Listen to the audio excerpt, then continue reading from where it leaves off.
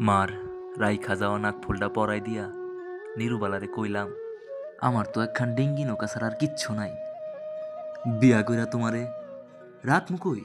নিরুবালা এক গাল হাসি দিয়া কইল, নৌকার মধ্যে কি ঘর বান্ধন যায় না মাঝি? বুনো ফুল, এক আসমান তারাবাত্তি আর চান্দের আলোয় আমরা বাসর সাজাইলাম। একজন আরেকজনের হাত ধইরা গাঙ্গের উপরে ভাসতে ভাসতে পুরা রাইত কাটাইয়া দিলাম কথা কইয়া। কত যে কথা। নিরুবালা কইতাছিল, হুনো মাঝি, আমার মনে চায় শীতের এক বিয়ানবেলা তুমি আর আমি হাত ধইরা ঘাসের উপরে আটতাম, শিশির আর আমার পায়ের উপরে শব্দে সরম পাইঙ্গা যাইব ঘাসগুলো।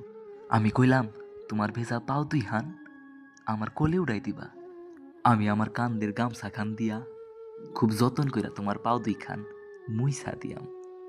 নিরুবালা হাইসা উঠল, আর হাসির শব্দের কাছে হাইরা গেল গাঙ্গের ঢেউ। নিরুবালার কথা সত্য হইল।